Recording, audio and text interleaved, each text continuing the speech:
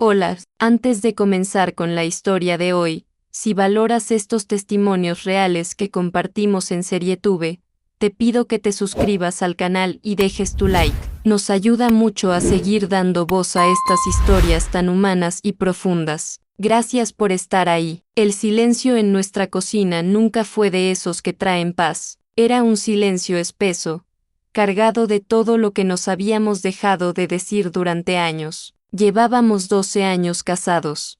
Yo siempre creí que éramos un equipo, o al menos eso me decía a mí misma mientras pulía el mármol de la encimera o doblaba sus camisas de seda con una precisión casi religiosa. Alberto siempre fue un hombre de metas, de ascenso vertical. Yo, en cambio, era el cimiento invisible que sostenía su estructura. Aquel martes, el sonido de su cuchara golpeando rítmicamente el tazón de porcelana era lo único que llenaba el espacio. Él ni siquiera me miraba.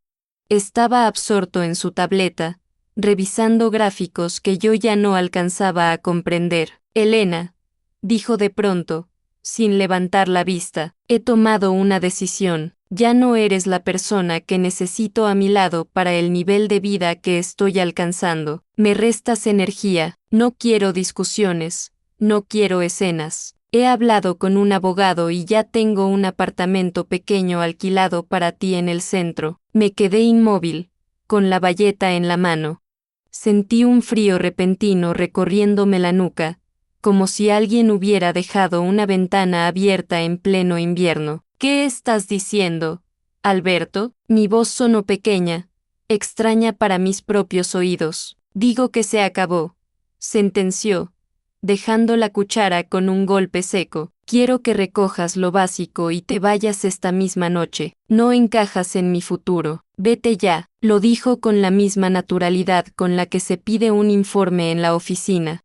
No hubo gritos, ni una pizca de remordimiento en sus ojos grises. Me miraba como se mira a un mueble viejo que ya no combina con la nueva decoración. Sentí una humillación sorda, una quemazón en la garganta que me impedía respirar. 12 años de mi vida se reducían a una orden de desalojo inmediata. Me retiré a nuestra habitación, que ya no sentía mía, mientras metía un par de vaqueros y mis libros favoritos en una maleta vieja. Escuché cómo él encendía la televisión en el salón. El volumen estaba normal, como si nada hubiera pasado. Salí de casa bajo la lluvia fina de la noche, con el peso de mi vida resumido en 10 kilos de equipaje y el eco de su desprecio martilleando en mi cabeza. Al cerrar la puerta, entendí que el hogar que yo había construido con tanto amor nunca había sido un refugio, sino una vitrina de la que acababan de expulsarme por no ser lo suficientemente brillante. El apartamento que Alberto había alquilado para mí era poco más que una caja de zapatos con olor a humedad y pintura barata. Estaba situado en una calle ruidosa del centro, a kilómetros de la paz de nuestro jardín y del silencio aristocrático de la urbanización. Esa primera noche no pude deshacer la maleta. Me senté en una silla plegable de madera, la única que había en el salón, y me quedé mirando la pared descascarillada hasta que el sol empezó a filtrarse por las persianas rotas. Lo más doloroso no era la estrechez del lugar, sino la eficiencia con la que Alberto lo había gestionado todo. Había contratado a alguien para que dejara las llaves en un sobre bajo la puerta, había pagado 3 meses por adelantado y había dejado una pequeña libreta con instrucciones básicas de funcionamiento. Me había desechado como a una empleada a la que se le paga una indemnización por despido improcedente, asegurándose de que su conciencia quedara tan limpia como su escritorio. Durante los 2 días siguientes, me moví por la ciudad como un fantasma. Fui a mi trabajo en la biblioteca con la misma ropa, ocultando las ojeras tras unas gafas de sol y esquivando las preguntas de mis compañeras. La humillación silenciosa tiene eso, te quita las ganas de hablar porque sientes que si abres la boca, la verdad se desparramará como algo sucio que nadie quiere limpiar. En mis pensamientos, repasaba cada minuto de los últimos años buscando señales que no quise ver. Alberto se había vuelto cada vez más crítico con mi falta de ambición, con mi empeño en trabajar rodeada de libros viejos en lugar de escalar posiciones sociales a su lado. Me di cuenta de que él no se había desenamorado de mí de repente, simplemente había terminado de esculpir la versión de sí mismo en la que yo ya no tenía lugar. El jueves recibí un mensaje suyo. No fue una disculpa, ni una pregunta sobre cómo estaba. Fue un recordatorio: mañana pasarán los de la mudanza para llevarte el resto de tus cosas personales. Por favor, deja la lista de lo que quieres conservar en el buzón. No estaré en casa. Tengo el evento de la firma. Esa frase, no estaré en casa, me golpeó con una fuerza renovada. Esa casa ya era solo suya. Yo era la intrusa que debía enviar una lista para recuperar sus propios recuerdos. Me senté en el suelo del pequeño salón y abrí el sobre de los documentos que me había entregado el abogado de Alberto. Empecé a leer con una atención que nunca había dedicado a sus temas financieros, y fue entonces, entre cláusulas de confidencialidad y propuestas de liquidación, cuando algo en mi interior hizo clic. Alberto siempre creyó que yo era frágil porque prefería la armonía al conflicto. Pensaba que mi silencio era ignorancia. Pero lo que él no sabía, lo que su arrogancia le impidió ver durante 12 años, es que yo era la única persona que conocía los cimientos reales sobre los que había construido su imperio. En esa pequeña libreta de instrucciones que él me había dejado, había cometido un error, un descuido minúsculo para un hombre tan ocupado, pero una prueba clave para una mujer que ya no tenía nada que perder. El error de Alberto estaba camuflado entre las claves del Wi-Fi y los teléfonos de urgencias que había anotado en la última página de aquella libreta gris. En una esquina, escrita con su caligrafía nerviosa, aparecía una dirección web y una serie de coordenadas que no correspondían a nada que hubiéramos compartido, pero lo que me detuvo el corazón fue una anotación manuscrita justo debajo: cierre de activos Proyecto N. En la demanda de divorcio que su abogado me había enviado, Alberto declaraba que la firma estaba pasando por una reestructuración severa y que nuestra cuenta de ahorros común se había esfumado en malas inversiones. Me pedía que renunciara a cualquier compensación futura alegando que él también estaba arruinado, pero esa anotación en la libreta sugería una realidad paralela. Pasé toda la noche del jueves frente al ordenador de la biblioteca, aprovechando mi acceso a archivos de registro que él siempre despreció. Como bibliotecaria, mi mayor talento siempre fue saber dónde buscar la información que otros quieren enterrar. Lo que descubrí me dejó helada. Alberto no estaba arruinado. Había estado desviando capital de la empresa a una sociedad pantalla desde hacía 3 años. Proyecto N era una villa de lujo en la costa que ya estaba a su nombre, una propiedad de la que nunca me había mencionado una sola palabra. Me había estado preparando el camino hacia la indigencia mientras él construía un paraíso privado. El viernes por la mañana, cuando el camión de la mudanza llegó a mi pequeño apartamento con las cajas que contenían mis libros y mi ropa, no sentí tristeza, sentí una claridad gélida. Sabía que Alberto estaría en el evento de gala de su firma, celebrando su ascenso a socio principal. Sabía que la casa de la urbanización estaría vacía. Decidí ir, no para suplicar, no para llorar. Fui para recoger la única cosa que realmente me pertenecía y que él, en su prisa por borrarme, había olvidado proteger. Entrar en mi propia casa con mi juego de llaves, que todavía no me había pedido, fue una experiencia surrealista. El aire olía a su perfume caro y a ese vacío aséptico de los lugares donde ya no habita el afecto. Caminé por el pasillo, evitando mirar las fotos de las paredes que él aún no había quitado. Me dirigí directamente a su despacho, sentada en su silla de cuero, la misma donde 3 días antes me había ordenado que me fuera. Empecé a revisar el archivador metálico que él creía inviolable. Alberto siempre me llamó distraída e incapaz de entender el mundo real, y fue esa misma arrogancia la que hizo que dejara la llave del cajón de seguridad en el doble fondo de un portalápices. La encontré al primer intento. Dentro del cajón no había solo papeles, Había una carpeta azul con el contrato original de la Villa de la Costa y, lo más importante, los registros de las transferencias desde nuestra cuenta común hacia la sociedad pantalla. Me estaba robando legalmente, paso a paso, peso a peso, mientras me hacía sentir culpable por el precio de la compra semanal. Escuché un ruido en la entrada, mi corazón dio un vuelco. No era la hora a la que él debía volver, pero el sonido de la puerta principal abriéndose era inconfundible. Me quedé petrificada en la oscuridad del despacho, con los documentos de su traición apretados contra mi pecho, dándome cuenta de que el hombre que me había echado como a un estorbo estaba a punto de descubrir que el ancla que quería soltar era lo único que mantenía su reputación a flote. Me quedé inmóvil, hundida en su silla de cuero, sintiendo como el frío del metal del archivador se me pegaba a las palmas de las manos.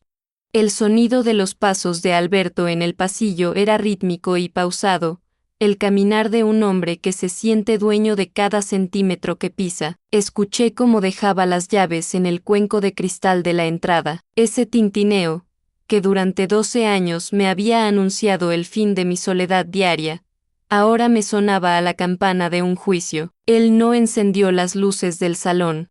Se dirigió directamente al despacho, tal vez buscando un último documento antes de su gran noche, o quizás simplemente por esa inercia del depredador que siempre regresa a su guarida. Cuando abrió la puerta, la luz del pasillo proyectó su silueta alargada sobre la alfombra persa, cortando la oscuridad de la habitación como una cuchilla. Se detuvo en seco al verme. No hubo un grito, ni un sobresalto dramático. Alberto era un hombre que despreciaba las reacciones viscerales.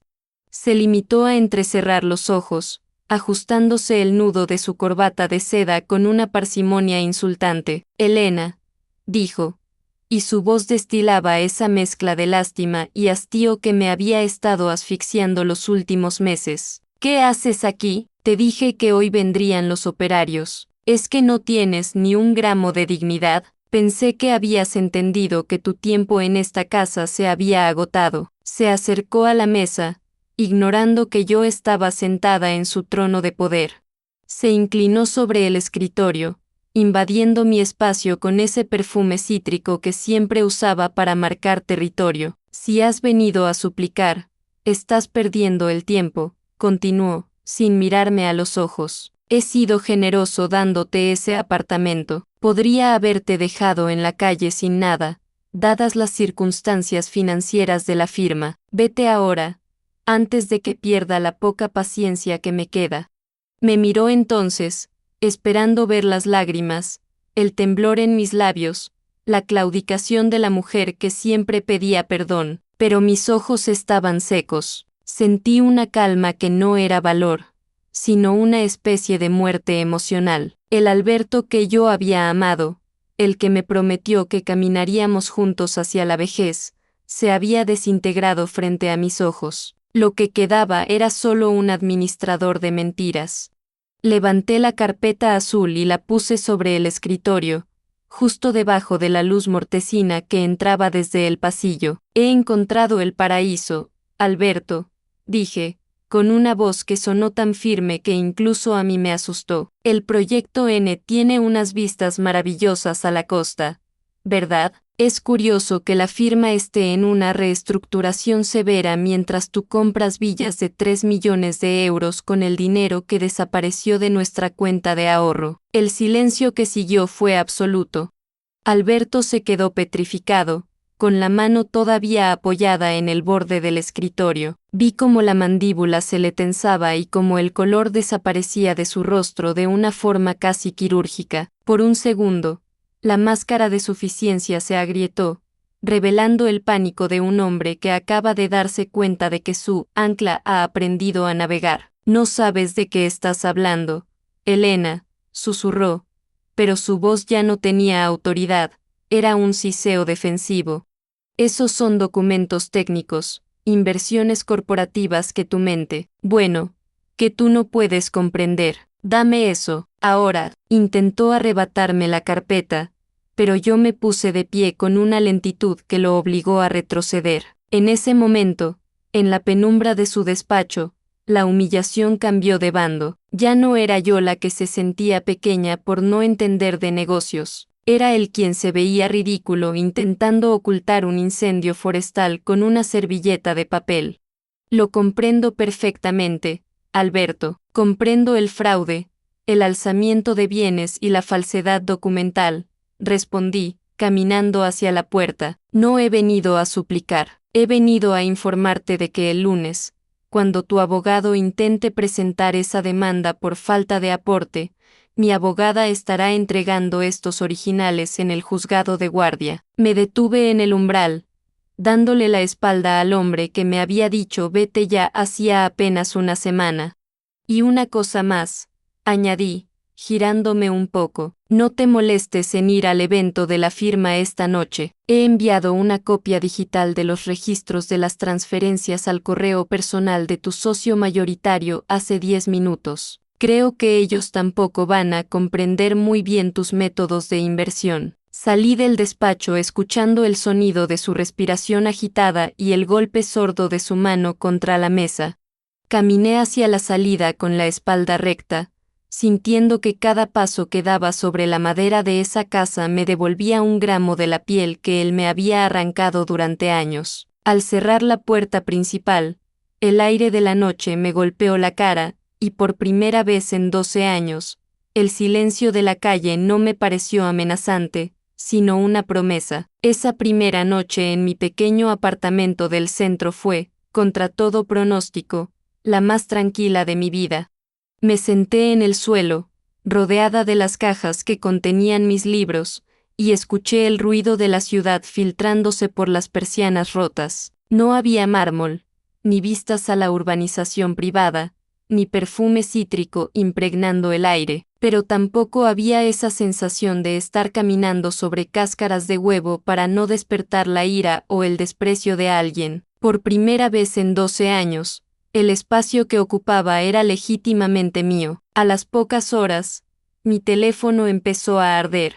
Alberto me llamó 37 veces. No contesté ninguna. Luego llegaron los mensajes, empezaron con amenazas legales, pasaron por insultos furibundos y terminaron, cerca de las 4 de la mañana, en una súplica patética y desordenada. El hombre que me había dicho que yo le restaba energía, que no encajaba en su futuro brillante, estaba viendo cómo ese futuro se desintegraba en la bandeja de entrada de sus socios. Una semana después, regresé a la biblioteca. Mis compañeras me miraron con curiosidad, pero nadie hizo preguntas. El mundo del silencio, el que yo tanto había cultivado para protegerme, ahora me servía de refugio. Recibí una llamada de mi abogada. Alberto había sido suspendido de la firma mientras duraba la auditoría interna. El proyecto N, la villa de la costa que él creía su refugio secreto, había sido congelada como activo en disputa. Lo sexta una última vez en una oficina neutral, rodeados de abogados y carpetas de cuero. Se sentó frente a mí y me costó reconocerlo. No llevaba su traje de sastre, sino una chaqueta cualquiera. Sus manos, las que antes golpeaban la mesa con autoridad, ahora jugueteaban nerviosas con un bolígrafo de plástico. Ya no me miraba con lástima, me miraba con miedo. Podríamos haberlo arreglado de otra forma, Elena, susurró cuando los abogados nos dejaron solos un momento. No hacía falta destruirme así. Lo hice por nuestro futuro, para que no nos faltara nada. Lo hiciste por ti, Alberto, respondí, y mi voz no tembló. Me echaste de casa pensando que me dejabas en la nada, sin darte cuenta de que la nada era vivir a tu lado pidiendo perdón por respirar. Me llamaste obstáculo porque yo era la única que recordaba quién eras antes de que te perdieras en tu propia ambición. No hubo un final de película con grandes discursos. Simplemente firmamos los papeles. Alberto se quedó con su orgullo herido y una deuda legal que tardaría años en pagar. Yo me quedé con mi apartamento pequeño, mis libros y una cuenta corriente humilde pero transparente. A veces, por las tardes, cuando termino mi turno en la biblioteca y camino hacia mi casa, me detengo a mirar los edificios que se alzan hacia el cielo. Alberto los veía como trofeos, como marcas de poder. Yo ahora los veo como lo que realmente son, estructuras que solo se mantienen en pie si sus cimientos son honestos.